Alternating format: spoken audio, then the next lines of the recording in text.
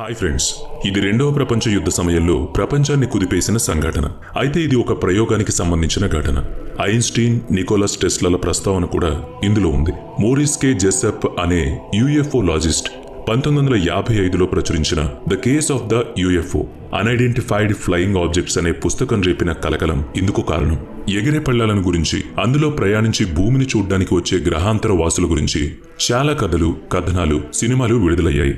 చాలా వరకు మనకు తెలుసు. మోరిస్ కే జెసెప్ తన పుస్తకంలో యుఎఫ్ఓలతో మనిషి పరిచయం, ఏలియన్స్ టెక్నాలజీల గురించి విస్తారంగా చర్చించాడు. గ్రహాంతరవాసుల సాంకేతికత వెనుక యూనిఫైడ్ ఫీల్డ్ థియరీ పనిచేస్తుందని చెప్పుకొచ్చాడు. ఐన్స్టీన్ సాధారణ సాపేక్ష సిద్ధాంతాన్ని విద్యుదయస్కాంత సిద్ధాంతంతో జోడించిన సిద్ధాంతం ఈ ఏకీకృత క్షేత్ర సిద్ధాంతం. ఇది కణభౌతిక శాస్త్రంలో అన్ని ప్రాథమిక శక్తులు, ప్రాథమిక కణాల మధ్య సంబంధాలను ఒకే సైద్ధాంతిక చట్రంలో వివరించేందుకు ప్రయత్నిస్తుంది. అయితే శతాబ్ద కాలంగా దీనిపై పరిశోధనలు జరుగుతున్నాయి. ఈ యూనిఫైడ్ ఫీల్డ్ థియరీ గురించి ఐన్స్టీన్ స్వయంగా ప్రస్తావించినప్పటికీ ఇదొక తీవ్రమైన భిన్నాభిప్రాయాలు కలిగిన సిద్ధాంతంగానే ఉండిపోయింది. తన పుస్తక ప్రచురణ తరువాత మోరిస్ కే జెప్సన్ 2 ఉత్తరాలను అందుకున్నాడు. వాటిని రాసిన వ్యక్తి వాణిజ్య నౌకల్లో పనిచేసిన మాజీ నావికుడైన కార్లోస్ మొగేల్ అలెంద్. ఆయన అమెరికా సైన్యం అతి రహస్యమైన పరిశోధన చేస్తుందని ఆ ఉత్తరాల్లో రాశారు. దాని పేరు ద ఫిలడెల్ఫియా ఎక్స్పెరిమెంట్. సదరు ప్రయోగం విశిష్టత గురించి తెలుసుకోవడానికి మనం ఇప్పుడు చెప్పబోతున్న విషయాల్ని మీరు శాంతం అనుసరించాలి. మరి 1943 రెండవ ప్రపంచ యుద్ధం. అమెరికా ఊపిరి సలపనివ్వని యుద్ధ పనులతో తీరిక లేకుండా ఉంది. హిట్లర్ తన నాజీ సైన్యంతో అట్లాంటిక్ మహాసముద్రంలో అయస్కాంత గ్రాహకాల్ని పెట్టించాడు. అవి రాడార్ సాంకేతికతతో పనిచేస్తాయి. శత్రువుల యుద్ధ నౌకల ఆనుపానుల్ని పసిగడతాయి. వాటి నుంచి సంకేతాలు అందుకోగానే నాజీ సైన్యం శత్రువుల యుద్ధ నౌకల్ని పేల్చి పడేస్తాయి. అమెరికా సైన్యం ఈ విపత్తును తప్పించుకునే ఉపాయాల్ని ఆలోచించుకోసాగింది. సరైన స్థానంలోకి యుద్ధ నౌకలు చేరుకోగానే కొద్దిసేపు అవి రాడార్ యంత్రం మీద కనిపించకుండా ఉంటే బాగుంటుందనే సైనిక వ్యూహం గురించి నిపుణులు ఆలోచిస్తున్నారు. వాళ్ళు చేస్తున్న ఆ పరిశోధనల మూలంగా రాడార్ మిషన్ మీద నౌకలు కనిపించకపోవడం కాదు, ఏకంగా యుద్ధ నౌక కూడా అమాంతంగా అదృశ్యం కాగలదని వారికప్పటికీ తెలియదు. కార్లోస్ ఉత్తరంలో ఉన్న సంగతుల ప్రకారం 1943 అక్టోబర్ 28న పెన్సిల్వేనియా రాష్ట్రంలోని ఫిలడెల్ఫియా నావికా కేంద్రంలో ఈ ప్రయోగం జరిపినట్టు తెలుస్తోంది. యుఎస్ఎస్ ఎల్డ్రిడ్జ్ అనే పేరున్న నౌకను ప్రయోగానికి ఎంచుకున్నారు. కాకతాళీయంగా అదే సమయానికి ఎల్డ్రిడ్జ్ నౌకకు కొంచెం దూరంలో ఆగి ఉన్న ఎస్ఎస్ ఆండ్రూ పెరుసెత్ అనే నౌకలో కార్లోస్ ఉన్నాడు. కార్లోస్ కథనం ప్రకారం ఆ ప్రయోగానికి నేతృత్వం వహించింది ఐన్స్టీన్. యూనిఫైడ్ ఫీల్డ్ థియరీని పరిశీలిస్తున్నారని ప్రచారం జరిగింది. అది కార్లోస్కి తెలిసింది. యుఎస్ఎస్ ఫిల్డ్రిడ్జ్ మీద అక్కడక్కడ ఎలక్ట్రిక్ కాయిల్స్, కొన్ని ప్రత్యేక పరికరాల్ని అమర్చారు. వాటితో శక్తివంతమైన విద్యుత్ని ఉత్పత్తి చేయడానికి వీలవుతుంది. అనుకున్నట్టే ప్రయోగం జరిపారు. అప్పుడు ఓడ చుట్టూ ఆకుపచ్చని మంచు కమ్ముకుంది. కంటికెదురుగా ఉన్న ఓడ క్షణాల్లో కనిపించకుండా పోయింది. కనిపించడం లేదని అందరూ అనుకున్నారు. కానీ ఆ ఓడ అక్కడి నుంచి సుమారుగా 320 కిలోమీటర్ల దూరంలో ఉన్న వర్జీనియా రాష్ట్రంలోని నార్ఫాక్ ప్రాంతంలో కనిపించింది. అయితే అది అక్కడే ఆగిపోలేదు. కొన్ని నిమిషాలకు తన పూర్వ ప్రదేశమైన ఫిలడెల్ఫియా నావెల్ బేస్ కి తిరిగొచ్చింది. అయితే ఓడ స్థితి పూర్వంలా లేదు. మరి ప్రయోగ సమయంలో ఏం జరిగింది? కార్లోస్ ఉత్తరంలోనే తదుపరి వివరాలున్నాయి. ఓడ బాగా కాలిపోయి పాడైపోయింది. నౌకలోని సైనిక సిబ్బంది బాగా గాయపడి కనిపించారు. తీవ్రమైన విద్యుదాఘాతం కారణంగా కొందరు మరణించారు. కొందరు ఓడలో ఒకవైపు నుంచి మరొక వైపుకు చొచ్చుకుపోయి అతుక్కుపోయి ఉన్నారు. కొందరి సగం శరీరాలే గోడకు అతుక్కుని ఉండగా మిగతా శరీర భాగాలు ఎక్కడా కనిపించలేదు. గాయపడి బ్రతికి బయటపడ్డ వారిలో జ్ఞాపక శక్తి పోయింది. ఇంతకీ ప్రయోగం సఫలమా విఫలమా అంటే సగం జరిగిందని కార్లోస్ అలెంద్ తన ఉత్తరంలో పేర్కొన్నారు. అంటే ఓడ కనిపించకపోవడం అయితే జరిగింది, తిరిగి కనిపించగానే భయంకరమైన నష్టం జరిగింది. సరే, ఈ కథనం ఇప్పుడు మనకు అతిశయంగా, కల్పితంగా, నమ్మశక్యం కాకపోవడం సాధారణమే, అంతే కదా? ఇంతకీ కార్లోస్ ఉత్తరానికి తన సందేశాన్ని సమాధానంగా జోడించి రుజువు కోరుతూ తిరుగుటపా రాసిన మోరిస్కి జవాబు రాలేదు. అయితే కార్లోస్ ఉత్తరాల్లో తన పేరు అలెన్ అని పేర్కొన్నాడు. ఇంతకీ అలెంద్ ఉరఫ్ అలెన్ ఊసుపోక మోరిస్కి ఉత్తరం రాశారని అనుకోలేం కదా. ఇక్కడే ఒక విషయం ఉంది. మోరిస్ కే జెసెప్ ఈ ఉదంతాన్ని బహిర్గతపరిచారు. యుఎస్ మిలిటరీ ఈ వార్తల్ని కొట్టిపారేసింది. మోరిస్ సందేహాలకు అలెన్ నుంచి సమాధానం రాకపోవడంతో ఇదొట్టి గాలి వార్త అన్నట్టు కొట్టుకుపోయింది. 1984లో అమెరికాలో ద ఫిలడెల్ఫియా ఎక్స్పెరిమెంట్ పేరుతో ఒక సైన్స్ ఫిక్షన్ సినిమా విడుదలైంది. ప్రేక్షకులకు 1943 నాటి ఫిలడెల్ఫియా ప్రయోగపు విషయాలు గుర్తుకొచ్చాయి. కార్లోస్ అలెంద్ ఉత్తరాల్ని జ్ఞాపకం చేసుకున్నారు. ప్రజల్లో ఆనాటి విషయమై మళ్లీ చర్చలు జరిగాయి. 1990లో ఆల్ బైలెక్ అనే వ్యక్తి ప్రజల ముందుకొచ్చి ఆనాటి ఫిలడెల్ఫియా ఎక్స్పెరిమెంట్లో తానున్నట్టు ప్రకటించాడు. బ్రతికున్న వారిలో తాను ఒకడని చెప్పుకున్నాడు. మరతని జ్ఞాపక శక్తి పోయుండాలి కదా. కార్లోస్ చెప్పింది అదేగా. ఆల్ బైలెక్ కూడా తనకు అదే జరిగిందని. అయితే ఆ సినిమా చూశాక మళ్లీ తనకు ఆ సంఘటనలన్నీ ఒక్కొక్కటి జ్ఞాపకం రాసాగాయని చెప్పాడు. అతని మాటలు, కార్లోస్ ఉత్తరాల్లోని సంగతులు దాదాపుగా సరిపోలాయి. ప్రయోగం సమయంలో ఏదో జరిగిందన్నది నిజమే అనిపించింది. మోరిస్కి అలెన్ రాసిన ఉత్తరాల్లో విషయము ఉందనిపించింది. ఆల్బైలెక్ చెప్పిన దాని ప్రకారం ఆనాటి ప్రయోగం తమ నౌకను రాడార్ తెరమించి మాయం చేయడం కాదట. టైం ట్రావెల్ ప్రయోగం చేయడానికి ఆనాటి ఫిలడెల్ఫియా ప్రయోగం నిర్వహించబడిందట. అలా తాము ఆనాడు 1983వ సంవత్సరానికి చేరుకున్నామని చెప్పాడు.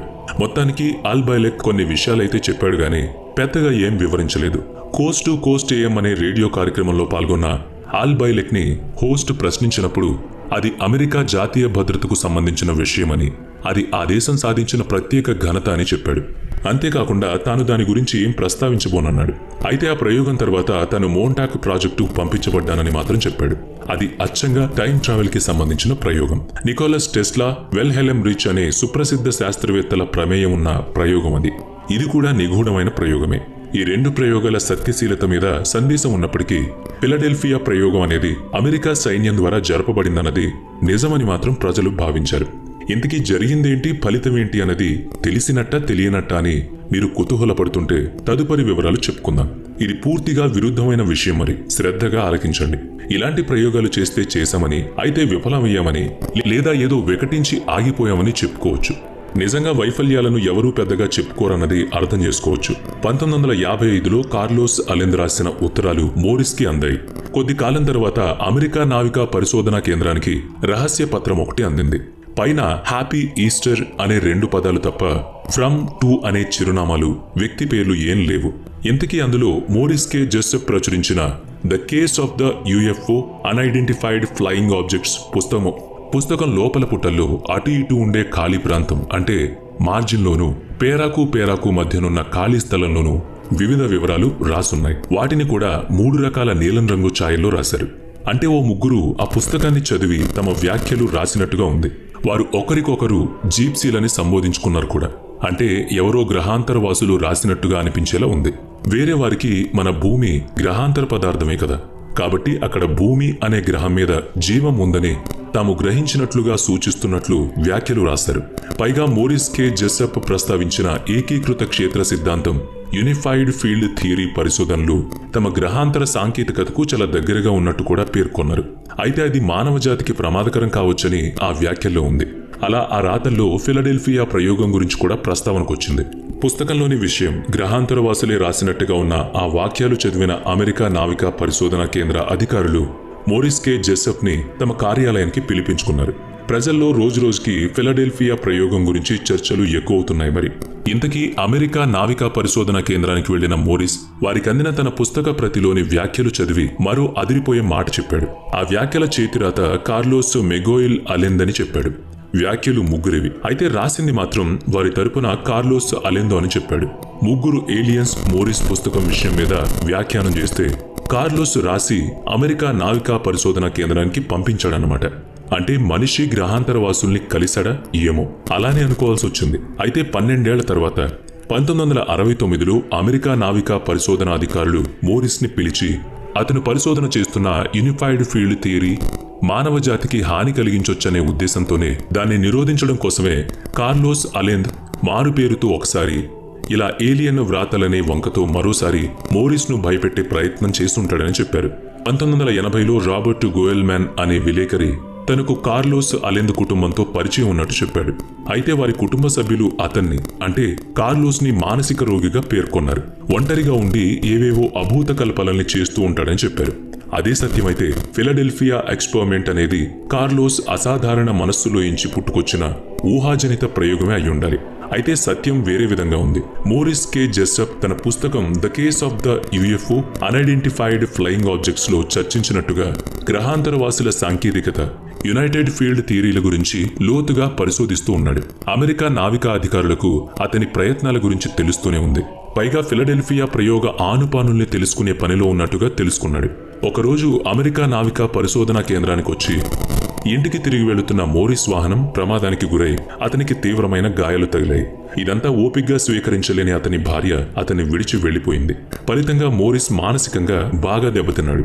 1959 ఏప్రిల్ 20వ తేదీ నాడు ఫ్లోరిడా రాష్ట్రం డేడ్ కౌంటీలో రహదారి పక్కన నిలిచి ఉన్న మోరిస్ కారును గుర్తించారు. అందులో ప్రాణం లేని మోరిస్ శరీరం కనిపించింది. కారు లోపల ఒక పైప్ ద్వారా విషవాయువు విడుదలవుతూ ఉంది. అయితే మోరిస్ స్నేహితులు చాలా కాలంగా అతను కృంగిపోయి ఉన్నాడని, తరచూ ఆత్మహత్య మాటలు ప్రస్తావించేవాడని, కనుక అతనిది ఆత్మహత్య కావచ్చని చెప్పారు.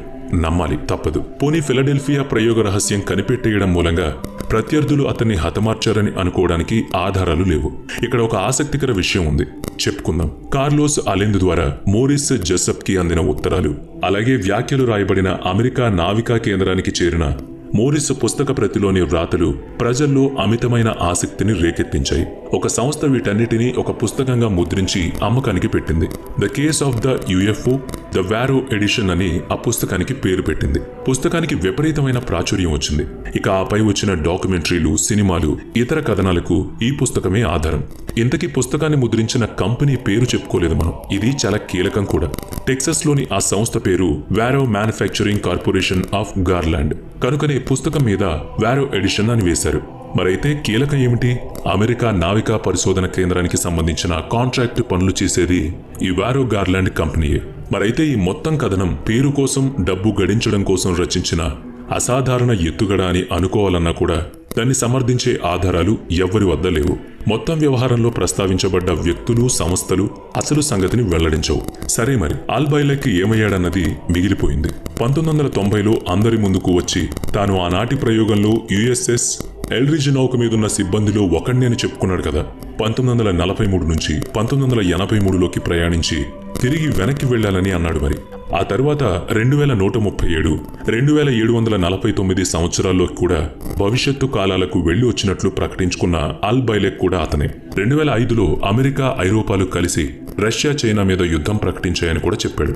అప్పుడు ప్రపంచం దాదాపుగా నాశనమై ప్రపంచంలో 30 కోట్ల మంది జనాభా మాత్రమే బ్రతికారన్నాడు. మరి మనం ఇప్పుడు 2024లో ఉన్నాం. మరైతే అతన్ని ఏమంటారు? ఆల్బైలెక్ 2137 నుంచి 1984కి వెళ్ళినప్పుడు జాన్ వాన్ న్యూమాన్ ని కలిశానని చెప్పాడు. అతను ఆల్బైలెక్తో తన అసలు కాలమైన 1943లోకి తిరిగి వెళ్లిపోయి ఫిలడెల్ఫియా ఎక్స్పెరిమెంట్ ని జరగకుండా అడ్డుకోమని చెప్పాడట. అయితే 1957లో మరణించిన జాన్ వాన్ న్యూమన్ ఆల్బైలెక్ ని 1984లో కలుసుకోవడం కుదరదు కదా. అంటే అతను కూడా కాలంలో ప్రయాణించుంటే ఇద్దరూ 1984లో కలుసుకుని ఉండాలి. మరి అలా అయితేనే వీలుంటుంది. అలాగైతే తానే 1943కు ప్రయాణించి ఫిలడెల్ఫియా ప్రయోగాన్ని విచ్ఛిన్నం చేసి తిరిగి తన సొంత కాలానికి వెళ్లిపోయుండొచ్చు కూడా. మానవాళిని కాపాడాలన్న తపన ఉంది కదా మరి. కానీ అలా జరగలేదు. ఇక మనం ఇది ముగించే ముందు ఒక్క మాట చెప్పుకోవాలి. ఫిలడెల్ఫియా ప్రయోగం నిజంగా జరిగిందా, అందంగా అల్లిన వట్టి పుకారు మాత్రమే అనేది మనకి తెలిసే అవకాశం ఉందా? ఆలోచించండి. అసలు ఇది అవసరమా అని కూడా ఆలోచించండి. శాస్త్ర ప్రపంచంలో ఇలాంటి వింతలు, పుకార్లు అచ్చంగా వాస్తవమేమో అన్నంతగా చక్కర్లు కొడుతూ ఉంటాయి. పిలవలు పలవులుగా వినిపించే ఇలాంటి సంగతులు మనకు కాసింత మనోల్లాసాన్ని కూడా కలిగిస్తాయి. మన శాస్త్రీయ ఆసక్తిని సాధ్యమా, అయితే ఎలా అని ఆలోచించేలా చేసినా మంచిదే. విజ్ఞాన శాస్త్ర ప్రపంచంలో ఆవిష్కరణలు ఎప్పుడూ అనుమానం నుంచి పుడుతుంటాయి. కాకపోతే అవి అభూత కల్పనలు కాకుండా శాస్త్రీయంగా ఉండడం ముఖ్యం. మరి ఇందుకు మీరు ఏకీభవిస్తున్నారా? కామెంట్ చేయండి. ఈ వీడియో మీకు నచ్చితే లైక్ చేయండి, షేర్ చేయండి. ఇప్పటి వరకు మన ఛానల్ని సబ్స్క్రైబ్ చేయనట్లయితే ఇప్పుడే సబ్స్క్రైబ్ చేసుకుని పక్కనే ఉన్న బెల్ ఐకాన్ పై క్లిక్ చేయండి. నెక్స్ట్ వీడియోలో మళ్ళీ కలుద్దాం. Thanks for watching.